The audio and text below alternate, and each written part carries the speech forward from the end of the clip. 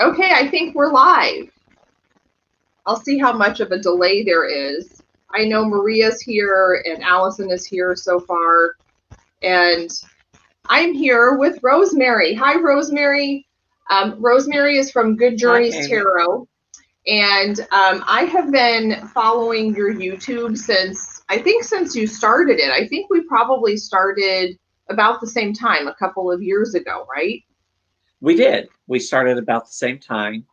And so I've been following yours, see what was working for you and um, what kinds of things you were doing so I could make my channel better. I've been following yours. Well, same, and I'm just muting our voices so that we're not. I'm like technologically a C- student, so You're doing better than I am. I have not actually gotten lives to work at all yet. So, well, I'll probably play with it some more after today. I'm like, okay, I've yeah. got to be able to figure this out. Rochelle, hi Rochelle. Rochelle's here. Allison from Tech Coven is here. Maria, Lady Knight of Avalon, is here. And actually, I think Rochelle and Maria helped me get started on lives, and Rochelle kind of held my hand through one and then pushed me out of the nest. So she was very nice. She was very supportive, and Oh, great. yeah, any of us can answer any questions you have, Rosemary, because it is nerve wracking and but once you get one going, you'll be like, okay, it's fine. Yeah. I got this. Yeah. And then I just kind of stumble through them and figure things out as I go, which has been my whole YouTube experience. What about Yes. you? What has yours been like? Because we started our channels about the same time, a couple years ago. Did you start by doing the 31 Days of Tarot? I actually started by interviewing tarot creators. Okay. I my one of my mentors is Laura Perry, who created I the remember that. That Minoan was one of tarot. your first, yeah, that was one of your That's first different. videos. And so that was really cool. I sat down in her living room on her couch and interviewed her about the deck, and we talked about it and showed off the cards. And I really enjoyed that. And I did that all on my phone. And it was a little nerve wracking. The second video or third video I did was an interview with Maria Strom of the Hip Chick Tarot because she lives like 2 hours from me. Mm-hmm. And I accidentally deleted the video and had to go back and reshoot it. Oh So I live and learn. And then I finally invested in a computer so I could do things from the computer as well as the phone. no. The phone just always seemed awkward in certain situations. And I still haven't gotten the whole shooting down on the table thing to see the Yeah. cards right. I am not sure how people do that. I bought one of those flexible arm things Uh-huh. to try and do it, but I guess the one I bought was just too cheap and I can't get it to stay in place. So trial and I feel error. like I'm the last person to get any sort of technological memo, and so I'm always steps behind. But I did always think, how are they shooting down on the cards? Why can't I figure this out? And I had all sorts of things that I tried to put together, and I finally got like a cheap tripod, and you can just like bend it down so that it's facing the ground, and that has helped. But there always seems to be like a foot of the tripod in the shot or Right. And something that's like that's that. basically what I've been doing, kind of shoving the tripod as close as I can to the Yeah, table yeah, so that I can get as direct a picture as I can. So but then I hit the tripod every time I move the cards. So yeah. It moves, and yeah, I know some people like Boho Tarot, Don Michelle's channel. I mean, even from her very first video, it was almost like professionally done, and I thought, oh wow, tarot goals, right? YouTube goals. Her and Will's channel at Atypical Tarot just have beautiful camera work that's on another level, but I do everything from my phone except for lives. The only thing that I use my computer for is lives. So I've had good luck on my phone, but it is awkward for some things like editing and stuff. That's why I try never to edit. Editing is not yeah.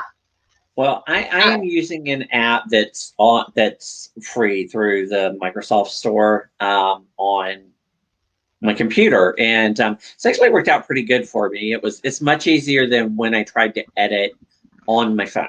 Yeah. What app do you use? It's called Anima. Wait, sorry, I'm gonna write it down. Animotica.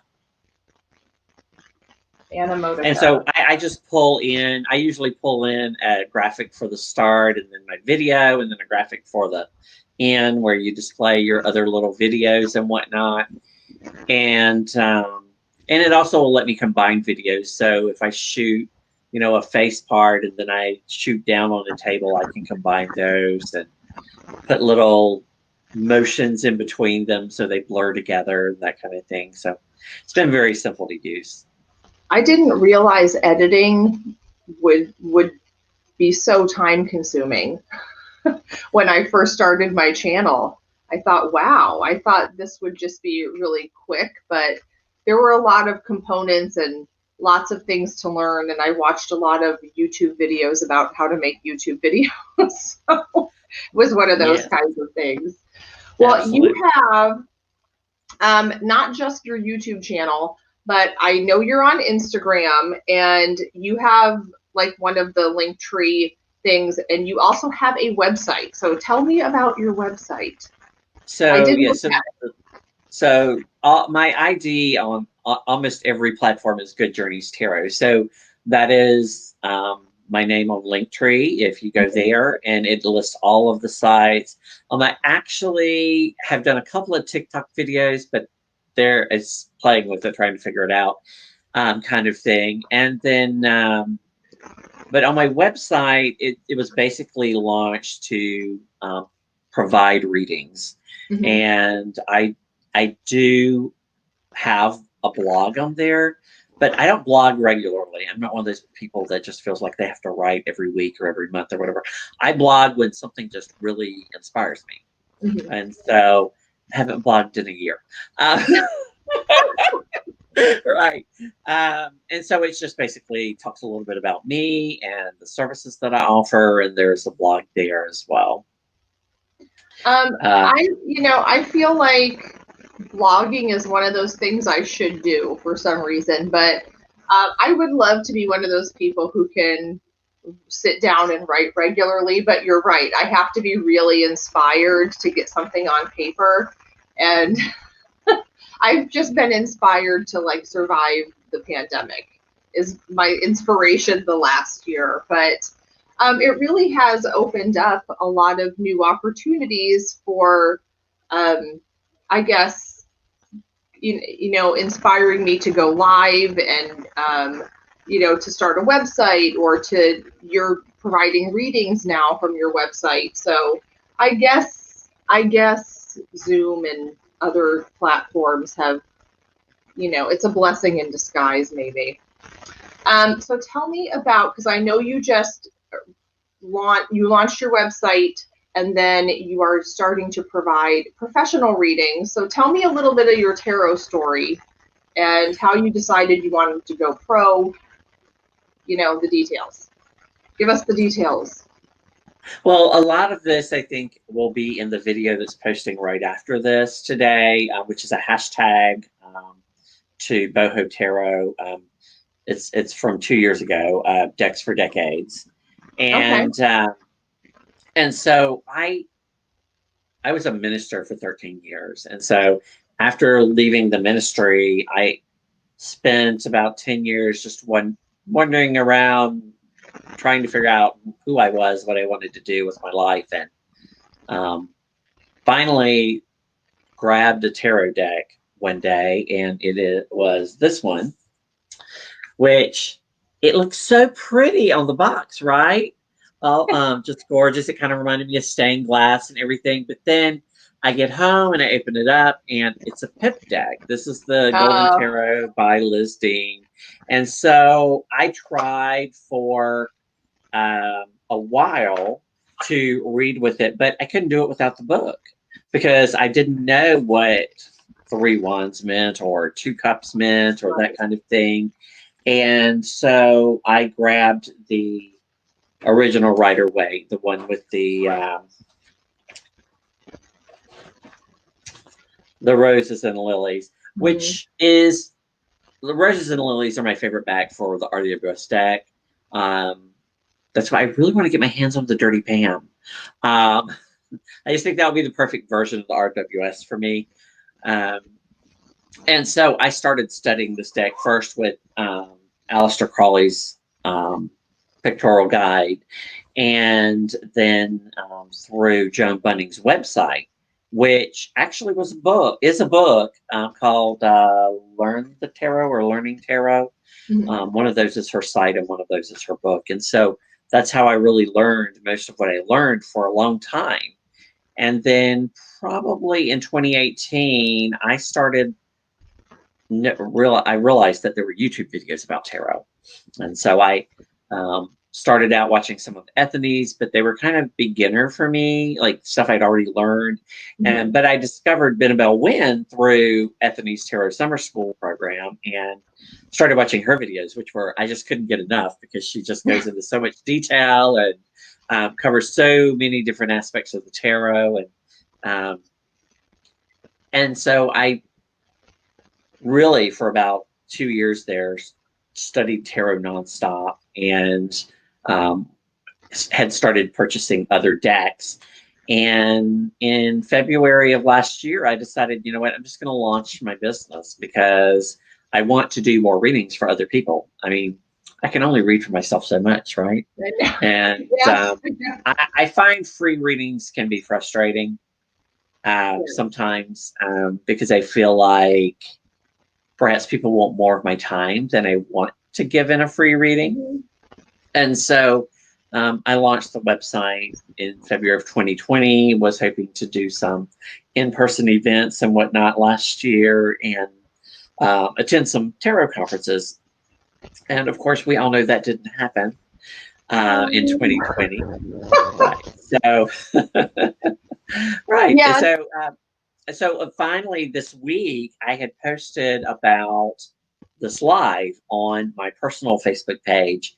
And one of my friends that I met 21 years ago was like, oh, I really need a reading. I didn't realize she did readings. And I was like, yes, absolutely. And so she went to my website and grabbed an email reading from me, and will probably be my next reading as well because she wants to do a longer Zoom session with me once she figures out her schedule. So I'm very excited to actually be doing some readings for other people. That is exciting, and it's really amazing to me the people that I know who want readings. It's always the person I least expect who's like, hey, I need a tarot reading. The people I think, I would expect them to be into it sometimes are, but sometimes it's the people that I never would have picked out of the crowd to be into tarot reading. And I love that about tarot. I think that's really cool. So I am speaking of tarot conferences. So you're talking about StarCon, and I think I know I had Marion on my channel, and Marion actually presented at StarCon last year, and she had technical difficulties. I felt so bad for her, but we had planned, she's from Scotland, and we had planned to meet in person, and then of course, could not meet in person. But so you're going to StarCon this coming year, I guess the 2022, right? It's in January. Yes, it's in January 21st, 22nd, 23rd.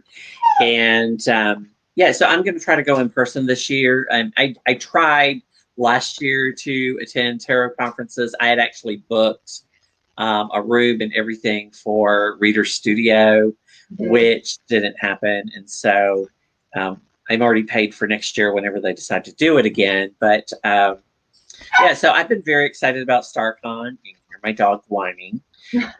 Sorry about that. That's okay. If I put him out the room, he's just going to bark the entire time. So, but yeah, so I've enjoyed the community and camaraderie of the people in the Facebook group for the StarCon community. And we're actually doing what we call buddy reads right now, where we pair up to do exercises. Because we didn't get to do that at the convention this year because we weren't in person and we didn't have the technology set up to pair off and do readings for practice and that type of thing like you do at certain conferences. So this week we started at one where we're designing a tarot spread and for the retrograde. And then we'll do a reading based on our spreads for our partner and give each other feedback and that kind of thing. And so that's been a lot of fun. So I'm looking forward to meeting some of these people in person. Because I really, other than, like I said, Laura Perry, I don't know a lot of people who read tarot or study tarot. I mean, there's maybe 2 other people who would attend tea and tarot with the 2 of us. And but there's casual readers. They don't read like regularly like say I do. So getting together with other readers I think is it's fun and it's so valuable, and I just love doing that. And I have a meetup here, and of course it hasn't been in person for over a year, which sucks, but it kind of turned into like a lessons, someone giving lessons kind of a thing. So it wasn't what it was at first, but it's still a really good community. So I'm lucky that I have people in real life that do read tarot that I can talk to. But, this past year, of course, that's been very difficult to get together. But I love Christiana. I think she is so knowledgeable, and she is very generous, I think, with her time and her talents. And I think a part of the Facebook group, but I feel like I should really kind of stay connected.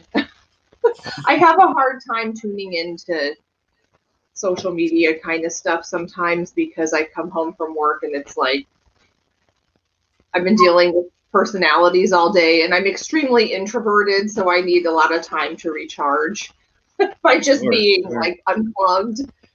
But I say this every time I talk to someone. I gotta go on this channel and that channel. Well, I spend a lot of time on channels now because I live alone and I'm working from home now. And some days for my job, I don't even interact with anybody else. So it's really the only opportunity I have to interact with people. So I've really enjoyed now having discovered Christiana and not having ever seen any of her videos. I can learn some things from her and kind of fill that gap because Benabelle's not making videos right now regularly. So, and I've seen all of the stuff that she had out there that was interesting to me. So, and Christiana does lives where people practice reading. She'll do, give us a spread or a topic and we'll do a reading, and then she'll give us feedback on what we talk about, and that's a lot of fun. And to have some interaction like that is really great. I did want to answer Lady Knight of Avalon's question. Yeah. She asked what kind of reading I like. And so I generally prefer to do readings for decision making and personal development, like areas to grow and ways to grow personally. My least favorite thing to do is what you're most often asked to do, and that's readings about love and romance.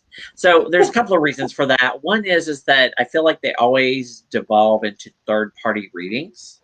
Like the person wants to know about the other person rather than their role in the relationship. So but also because I've never been a person that's felt like they have to be in a relationship. I have some friends that, they can't not be in a relationship. It's almost like one ends today and tomorrow they're engaged again. and it that confuses the heck out of me. Like, Mhm. figure out who you are and what you want, and then go from there. So, but I will do those readings if I'm paid for them, obviously, and I do try to help people frame the question in a way that I'm more comfortable reading. Sometimes they're fully accepting of that, and sometimes they're just like, "That's not what I want to know." Yeah, So that I don't usually. those are the hardest questions for me to kind of try to detach myself and go into it without, without prejudging, because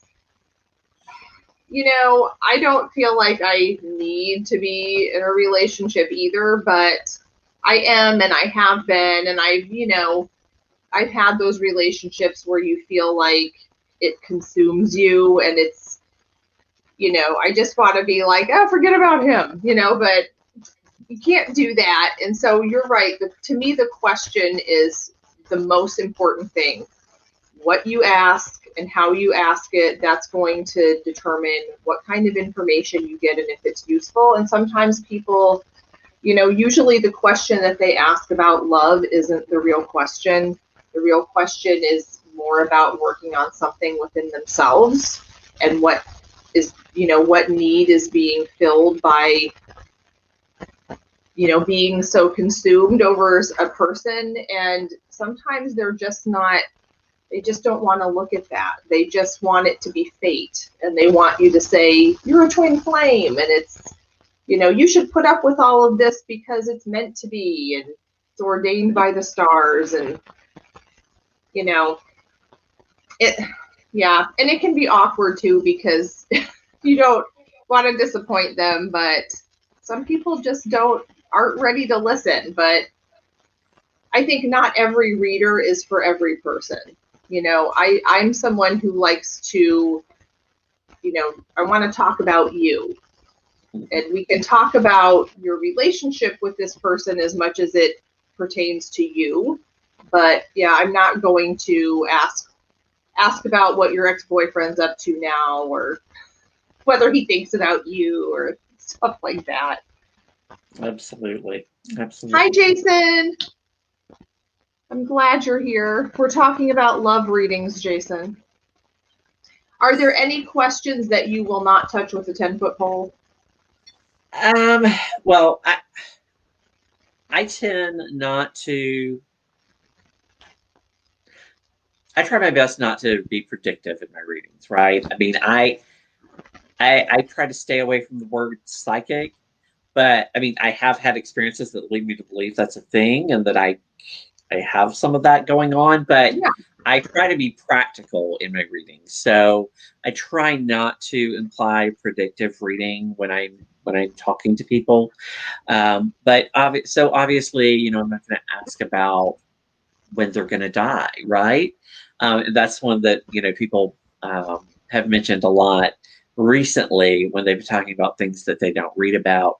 Um, and the other thing is that and everybody mentions this when they talk about things that they don't do, is that I'm not going to. Since I'm not a predictive reader, I'm not going to tell you the outcome of your trial, Right. or or the outcome of your medical problem. But I Right. am going to help you find ways to deal with your feelings about that Right. and get through this event in your life and give you perspective on it. But yeah, so basically, third party readings and those kind of things that are generally predictive, I try to shy away from simply because, I don't want people pointing fingers at me later and saying, well, you were wrong. I'm like, well, Right. was I wrong, or did you not see the information that I presented to you and act accordingly? I've So I never try to had focus anyone on, ask. Sorry, yeah. go ahead. Sorry. So I try to focus on, here's what's going on, and how you can deal with it. Not so much here's what your results going to be. Yeah, that's kind of the hard part, right, is dealing with it. It's easy to say, well, what's the result going to be, just so I know. But there are lots of things between right now and your result that you can have a little bit of control over. Yeah. Do you, now you said you've done free readings. Have you done free readings? Because I used to do free readings on Biddy's website. Have you ever done any of those? No. No. No, Well, I mainly did them in Facebook groups. Okay. Yeah. I've never had anyone ask me when they're going to die, but I have had lots of predictive questions like, when is my house going to sell? Or, when am I going to get pregnant? Or when am I, and they want when. And that's, I don't know, timing questions. I don't tend to even, I don't know. The next season that's as general, that's as specific as I can get. Sometime in the next season, that's what this reading pertains to. But yeah, people have sometimes very specific questions. Or do you have people, because I think this is really interesting, do you have people ask the question out loud, or do you let people just say, I know the question, you just turn the cards? I've never actually done a reading where they didn't give me a question, unless it was, a general reading about, Right.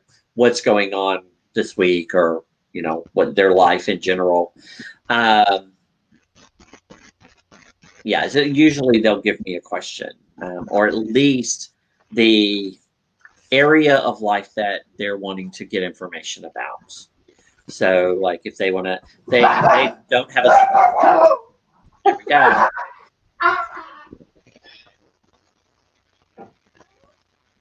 Stop. Okay. Sorry about that. Stop. Train of thought. Go. With the rampaging dogs. What was I talking about? The question. Someone who won't ask the question out loud. Right. So for example, if they say they just want to know information about their love life, then I may do a general reading about their love life rather than say a specific question. Or they're wanting to know about, school, or, whatever the case may be, their job, I'll do a general reading like that. Yeah. But they almost always give me a topic or a question. I, for some reason, had a lot of people not want to say the question out loud. Really? So I just kind of had to make a rule with myself. Like, they have to ask you a question.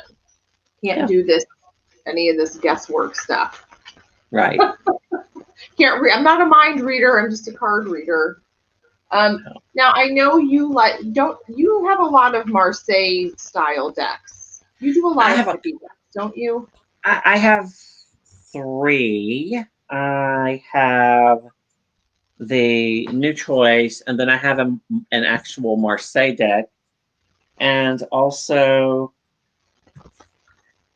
oh, I know where it is. I have a deck by Jess Roller called Squid Cake Marseille, which I really thought I was going to love, and it's cute, but I actually was going to gift it to someone that didn't get a copy, because this is the Marseille deck I turn to if I'm going to read with Marseille. I'm a Rider-Waite gal. Maria says, do you do messages from spirit guides or ancestors? For myself, I've not been asked to do that by any clients, free or otherwise, yet. But yeah, I have a couple of Marseille decks. I have a couple of Thoth-inspired decks, but mostly they're RWS-based decks that I have in my collection. Yeah. My newest one is the holographic. I saw this on the Cackling Moons channel, and I just made a walkthrough of it. I just filmed it and don't know if I like it, so I might refilm it. I have to put it away for a couple of days and see if I really like the video that I made, but I thought it was just a little more blingy. You know, I like that dramatic kind of The looking deck. shiny thing. It Yeah. is super shiny. Yeah, I love the backs on this deck. This is my newest deck, the Fyodor Pavlov, Oh my uh, gosh, I which, love that. which is a RWS based deck, but the images are just gorgeous. Um, I actually love this take on the Four of Coins, um, which is actually, she's hiding her funds, rather than she's gripping them like you do in the original. But and like this, I love that this is a more close up picture than say in the RWS where you see them dancing way in the background. Yeah. That one. And this is one that's very gender diverse and inclusive. Each of the suits is a specific color that was watercolored. So I really do love this. I have been waiting on it, and I thought I would be working with it nonstop, but the size is a little bit off for me. It's actually larger than a typical tarot deck. I guess he didn't quite have the proportions right on his original artwork, and so when it came time to print, he had to increase the size of the card, um, so he didn't crop out his images because he'd drawn the images with the borders and everything. Maria says, what deck is that again? So this is the Fyodor Pavlov, and if you follow him on Instagram, he actually purchased extra decks to release after the Kickstarter campaign. What's interesting is this deck is I got it before almost everybody else because it was distributed from a location close to me, and so the mail didn't take very long. And as a result, when I immediately the same day posted my video, I beat everybody to the punch. So my most watched video ever is this video with like 350 views. Oh, wow. Before that, I think my most watched video had like 70 views, and that was a VR to somebody. Those are always fun. Those unexpected, like, oh, someone's watching my video. Right. That's really cool because that doesn't happen very often. By the time I post anything about a deck, it's old news. But you got the scoop on everyone.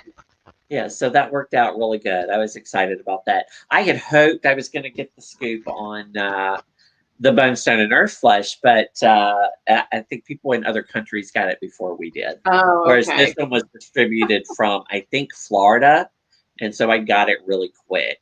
So, yeah. Well, that was lucky. So you've mentioned that you watch a lot of Benebell Wen's channels.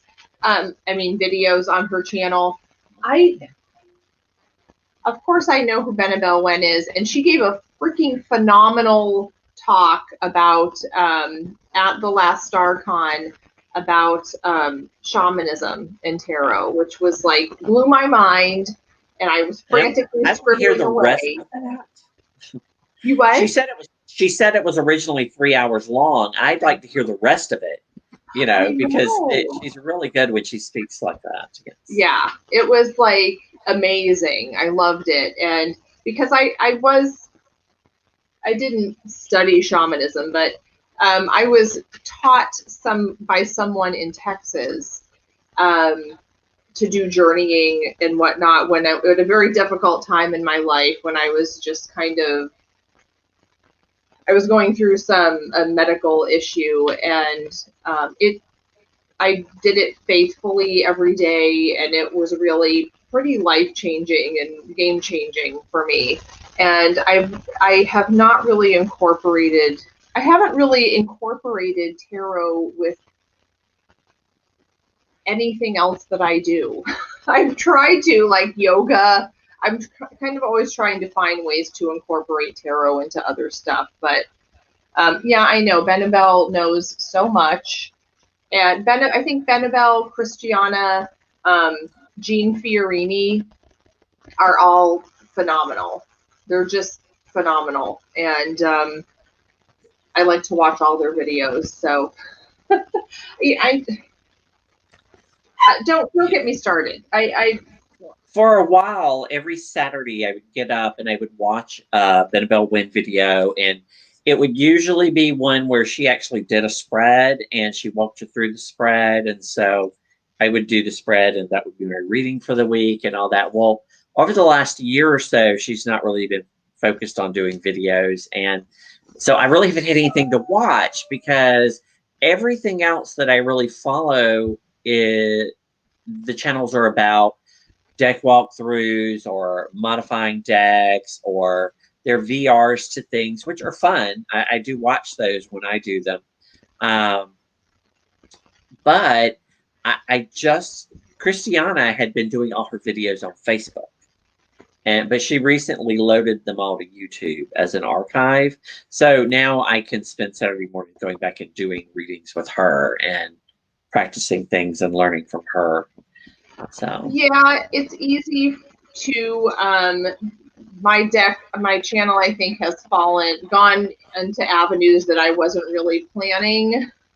I really wanted to start it as a way to push myself to read every day and go deeper into the cards, and there have been a lot of distractions. There are a lot of YouTube distractions like decks and VRs and things like that are fun, but I have very limited time to put into my channel, and so there's been a lot of like issues within myself that YouTube has really triggered. So it's been very interesting. I didn't really realize how much it would bring up for me. So I'm working through some of that. Hello, Pomona. Thanks for being here. One pose per card. Yes, Alice. One yoga pose per card. Oh, God. I don't know if I would do yoga on camera. Well, there was a long time that I didn't do YouTube videos because I didn't want to put my face on camera. Like, I just wasn't comfortable with, how I looked on camera. And so when I finally did it, that was a big step for me. Yeah. And, my channel has kind of going back and forth as to what it is, because when I first started it, I wanted to interview more deck creators, but then I didn't really know how to get in touch with any of them after the two that I already knew. And then, so I started doing some VRs and just some general things about tarot, my tarot practice and whatnot. And then I tried to do some series around things I was learning, but I find that I get distracted. So like I'll be studying the Thoth and I'll be studying the Thoth for 6 weeks and I'll be totally into the Thoth. And then all of a sudden I'm like, oh, Lenormand, I haven't studied that in a while. And so I don't actually finish the Thoth. And so, so basically now it's become whatever I'm interested in at the moment, and you may not know what it is. And that's what Annabelle Wynn says a little bit about her channel in one of her most recent posts, which is kind of old now, is that, whatever she's interested in at the time, that's what she puts her focus in. So she had started a series that I really wanted to see, but she stopped doing that series because she was focused on creating the 3rd edition of her deck. And so, and so I'm that way. If I post about what I'm interested in at the moment, it's been very hard for me to consistently come up with a pattern to what my channel's going to look like.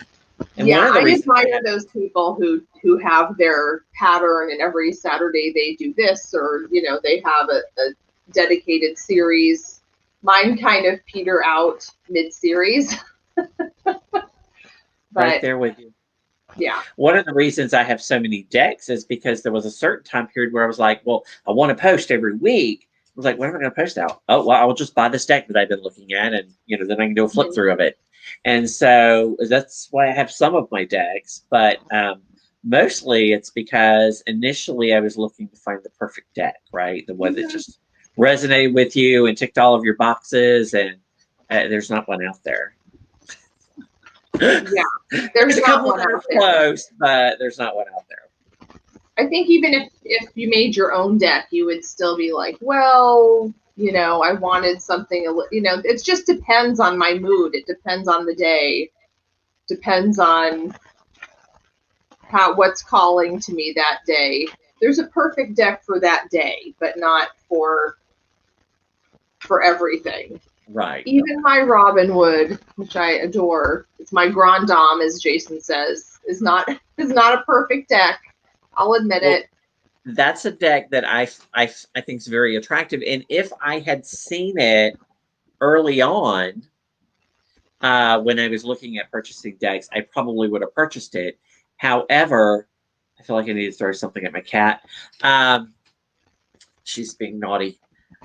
But now, for whatever reason, I now can't purchase decks that I don't feel like are inclusive, like racially and um, gender inclusive. And so I try to, so I'm buying less and less decks. In fact, this year my plan was to buy no decks.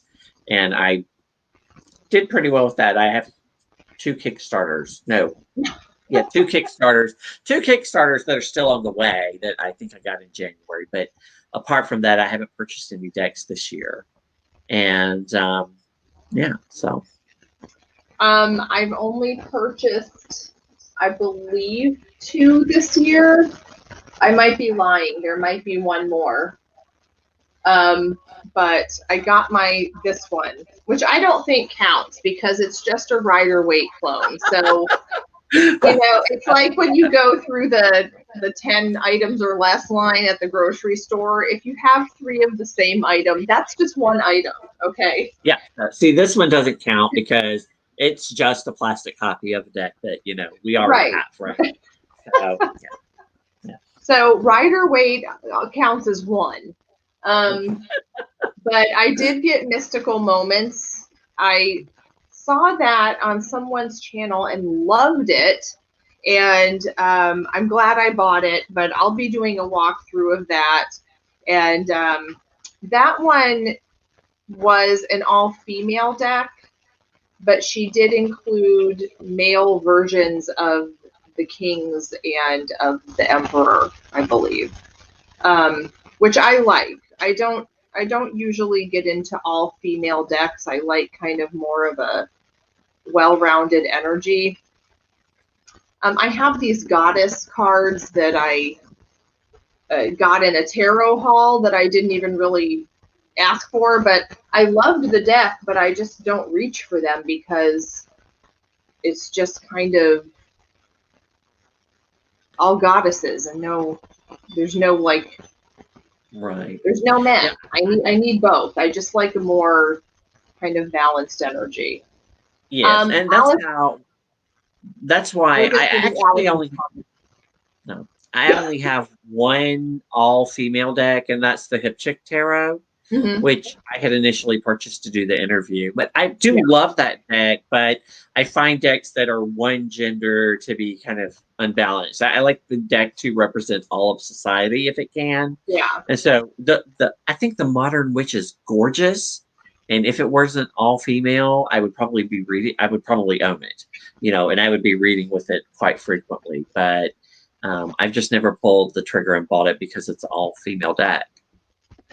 So. I years ago had the Mother piece and got it used, and it was a no. I can't stand round cards. I learned that I don't like round tarot cards. I actually have been thinking to myself, I need a round deck because I just thought, it's unique, it's interesting. And so I finally did get the Circle of Life, which is, some of the cards are a little different than RWS, but a lot of them are very similar. And I'm like, they're way too big for me to lay out a spread, I mean, they're just huge.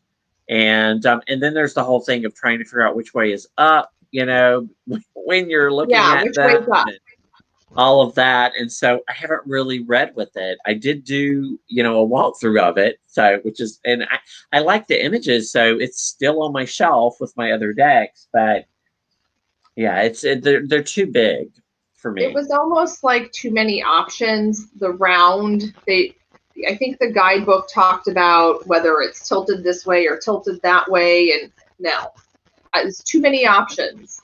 That's why I'm overloaded. I have a copy of the transparent tarot where you can layer the cards, and it's like it's too much, too many choices. I grabbed that during StarCon when we had a discount because it had been on my list for 3 years and I had never grabbed it. And so I worked with it. I played with it for a couple of weeks and it was fun, but I don't see myself using it all the time. It's just an interesting way to look at the deck. So. It is interesting. I think I have an old, because I got it years and years ago, but I think I have the old, they've updated the plastic or something so that it doesn't get filmy and stick together. And I have the old one that that does. And plus it's just too many options. I need someone to simplify my life for me. Pomona says, that's true. I made my own deck and my hubby asked if that was it for purchasing decks. No, it did not stop me from purchasing anymore. So even your own deck was not going to stop you. I mean, there's just so many good ideas out there. So much creativity. Yeah. You know? I guess I could live with just one copy of Robinwood or Rider-Waite, but why? Well, you know, for 10 years, this was the only deck I had. Well, okay. This was the only deck I read with. I had the Golden Tarot, which we've already talked about. I couldn't read a pip deck at that point. Now I do. I pull this out and read with it because I know what the cards mean from an RWS standpoint. And I've started studying the numeric correspondence as well for the Marseille. So I can kind of, sometimes I pull that out, especially when I'm reading swords in the RWS, because sometimes for me, you look at the swords and you're like, well, especially about communication and you know, education, but they just look like they're about anxiety and bereavement and nightmares and, you know, and I'm like, okay, but if I'm doing a reading and we're talking about education, okay, what do these numbers actually say? You know, sometimes, and so I'll pull, and that's one of the reasons that I've been studying the Marseille and the Thoth is to, you know, expand my understanding of the cards when they come up. You know, I can read it just as with the RWS keywords, but sometimes that's not what is relevant in this particular reading. I'm working on mostly trying to connect with intuition every day, and you know, I get into these cycles of telling myself I have to learn more about astrology, I have to learn more about numerology, I have to study. But I think I need to quit studying and just learn to meditate. Learn to, speaking of swords, like get them to shut up so that I can get in touch with my intuition and just put myself out there and read cards. Yeah, well, and I think that there's a value in both. You know, as several people have said over and over again, you know, your intuition is going to pull on the things that you know, as well. Mm-hmm. So for a long time, I just read analytically. You know, I read based on the keywords that I knew for the cards and the correspondences I knew for the cards for 10 years with that RWS deck. And I was basically headed to continue down that path, studying the Spirit Keeper's Tarot, which was really my first deck. It was the first indie deck I purchased anyway. And there was a lot of education that went into that, and a lot of information from then about. But what got me to reading intuitively was actually this deck, which is the Bonestone and Earthflesh, and by Evelyn Cameron and Anna Torian. And the reason that I began getting into reading more intuitively based on the images, and and what was going on in the cards was that all of the images for this were available in, like, I want to say 2018, and or 2019. And so when I ordered it or pre-ordered it, all of the images were available. So I had them on my phone and I was studying them, but there was no guidebook. There was no keyword information. There was nothing but these images. And so I was working with these images by themselves for a year before, well, year and a half, almost two, before I got the deck. And so, now I pulled this deck out a lot now because I'm trying to train myself to read more intuitively and not just analytically about what these cards are supposed to mean and what they symbols are in them and that type of thing.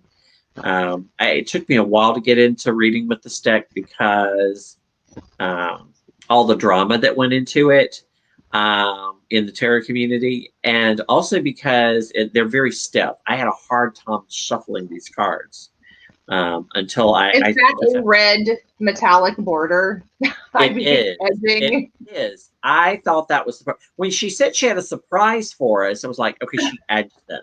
I said, I just hope she edges them in red or black because that'll work with this back really nicely. And when I saw the red, I was in love. But this gilding, which was the only one that they had, the only version of red anyway, it makes the cards very stiff. Oh, okay. And so a lot of people, like, I guess they were heavier shufflers than I, but their edging just popped right off when they bent the cards to shuffle them. Oh, and so there was a lot of issues with that on them. I mean, mine's pretty worn, and I haven't read, I wouldn't say I shuffle it a lot, but I'm okay with that. You know, I don't mind the aging, and I've already said, you know, I'll probably eventually go over it with a black ink, you know, once enough is faded, and maybe give it an age look when I get tired of seeing too much white, you know, in other words. But yeah, but I loved it. And I think the red really worked for it. So I didn't hear about the drama, so I missed that. Well, most of it was just people blissfully unaware. So it was a 2-year process of creating the deck online with, you know, a Facebook group, and then a 2-year process of getting it printed to get to people. It was originally supposed to come out the same month as the first Spirit Keepers.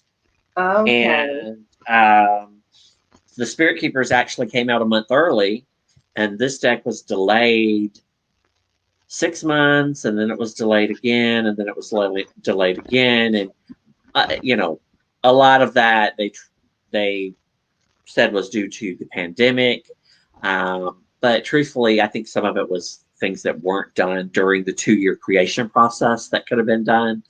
But some people were just really impatient and got really mean about the deck not arriving. And I was just like, you know what? I pre-ordered it, so it's going to get here when it gets here. Right. You know, as long as they get it to me. You know, if they don't send it to me, then I will be upset. Right. But for the most part, when I pre-order things or like do Kickstarters, I get them, you know, within 6 months of the target date. And I think I can't do that. I can't do the pre-order thing. I have a hard enough time waiting 2 days for Amazon Prime, which is why I don't order online a lot. But I like instant gratification. Right. I enjoy the instant gratification, but the thing about, you know, getting in on the Kickstarter or pre-ordering is that at least I know I'll be able to get the deck before some people, and, you know, maybe beat them to YouTube, and, you know. But yeah, so there's just a little bit of knowing that I'm going to get it early on rather than discovering it 2 years later and it being sold out. Right. Yeah, I have run into that more often. I did. The only deck I've ever gotten on Kickstarter was, and that was even after it was all funded and everything, was the Titanic Tarot. Maria says she wants the After Tarot. Oh, yes. What happens next? There's also, what is the one where you can see what is going on behind them? Like you're stepping behind the card. So when you're behind the magician, you can see that there's an audience in front of him. Yeah, there's a before and after, and then there is, I I don't know what that one's called, but it's the reverse. So it's the back Yeah. of the back sides of the cards. And at one time I thought I wanted those decks, but then I never got them. I I think it moved would on. be a good way to study the cards, just to go through and think about what, it puts the cards in a different context. Mm-hmm. I Yep. have seen those, Maria, and they look, I always was fascinated by those too. What happens right after that? The new visions, Pomona says. I don't think I Is know that that what one. the... Oh, what, maybe that's the one that's the with the back of the cards. from behind? Okay. Right from behind. Yeah. They have all those on Eclectic Tarot on their... Mm-hmm. Mm-hmm. They have a fabulous index of cards on that one. I don't need any tarot cards, so I tend not to go looking. They just have to reach out and grab me. Yeah. And what are your tarot goals? Well, obviously I want to do more reading for other people. I would like to finish a deck. I've actually got I actually have 3 decks going on in my head. And one of them is actually on Instagram. It's the photo a day tarot cards that I did, and I'm like 2/3 of the way through with that. I think I mostly have some of the quartz and pips to do, and the pentacles and the swords, I think. But I've enjoyed that. That's more personal Right. photos from my life and whatnot that I would. So then I have to figure out how to load it to print it. I actually had tried to load my Learning Lenormand deck that I created onto Make Playing Cards to print me a copy, but so I could actually shuffle them. And because the ones I printed on the printer, they don't shuffle really well. They're just paper that I trimmed. Yeah. And I just can't get the pixel ratios right.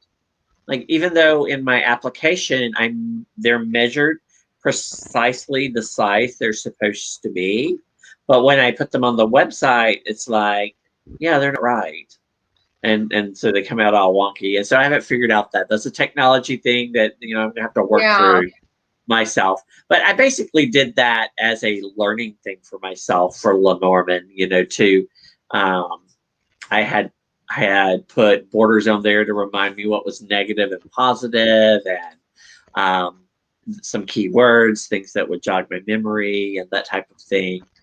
And but then I also have an idea. My problem is I do artwork and I do draw and paint and that kind of thing, but my skill level is not where it needs to be to do images for the tarot deck I have in mind. Yeah. And so I'm like, I need to find, once I get into a place where I have money to hire an artist and I can find an artist, then, I can get them to draw it. But I have them in my head and I have them written down in a book, descriptions of them and everything, but it's the matter of getting the artwork done. So I would love to do that. So I would love to do that. And I've been taking notes to build like a guidebook for that.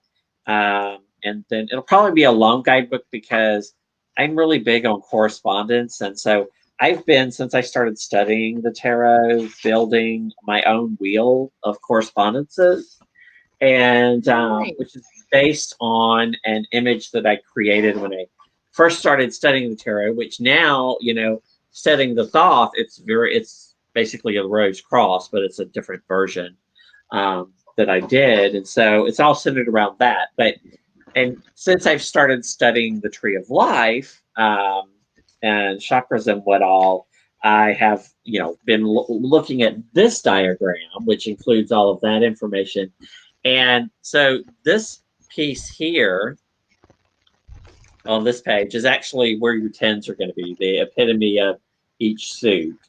So it's an interesting idea as a concept. I've got the images, but I haven't written out all of the detail for that and how those correspondences work together. But so that's something I've been working on off and on for 15 years, and I That's really promise. impressive, Rosemary. You basically created several decks.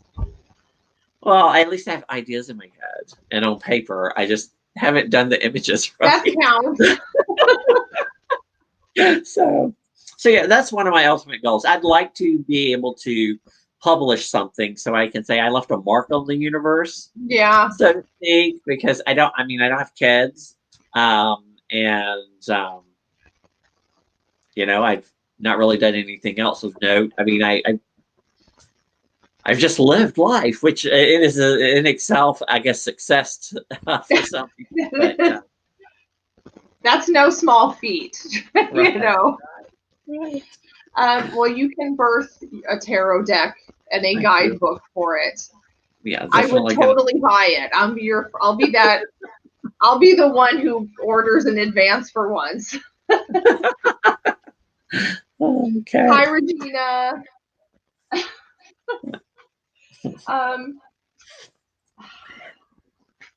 Well, you've already answered all these questions. Yeah, we've talked about a lot of the ones that you had sent over to me. Kind of directly or indirectly. If you have a question for Rosemary here, we're getting toward the end. You can put it in the chat. But check out for sure her YouTube channel, Good Journeys. Also, her Instagram is Good Journeys, and you can get linked to her Linktree and check out her website because she does do tarot readings, and I really admire that because I've done professional readings, but I don't have a business doing it, and I don't really know if I'm called to have a business doing it, but I would like to get out there and do more readings. I don't know why I'm still scared to do that. Yeah. I don't know why I can give readings live on YouTube, but not to one person sitting in front of me. Yeah. Well, and the main reason that I launched the website was not so much to say I have a professional tarot business, but to let people know I was available to do readings because, I'd like to be reading for people, but I didn't know any other way to make that happen, right? Other than just put it out there and promote it and try to get people to come to me, kind of thing. So, yeah. Well, so you like, I admire that, Rosemary, because it's like you went to just did it.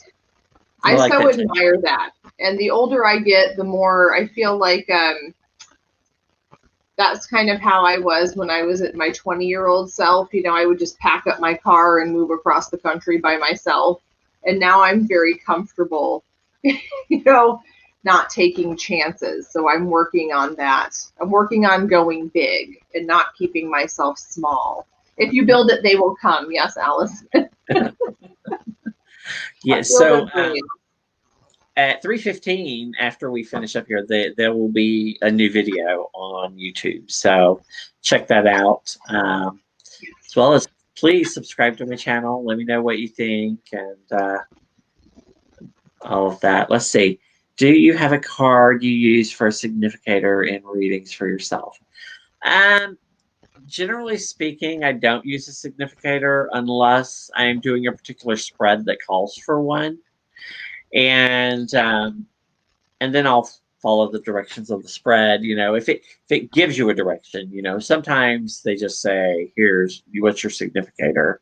And if I were to just say, okay, a significator, that would probably be the Queen of Swords, just because I'm a Libra.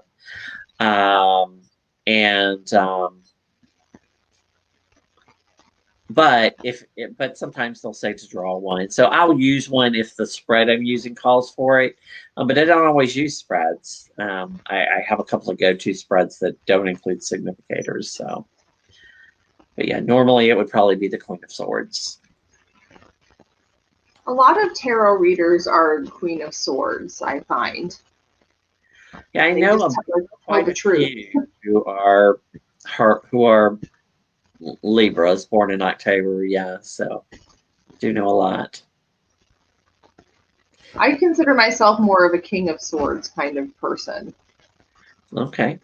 But that's what the card I guess I would pick to describe myself. But lots of tarot readers are sword cards. Now, I don't know. I'm a Scorpio, so I don't know which court card that pertains to. One of the water ones, I guess. But yeah, anyway. Thanks, Rochelle. This has been a wonderful chat.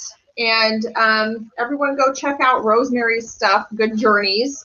And I hope you guys all make it to StarCon because Rosemary and I will be there, and so will Marion. And it's a really good time. That's next January, something to look forward to, and probably live and in person. Okay, you guys, thanks so much for being here. And if you're watching the playback, hello, and thank you for being here too. And check out Rosemary's stuff. Good journeys, and we'll talk to you later. Bye, guys. Bye, everyone.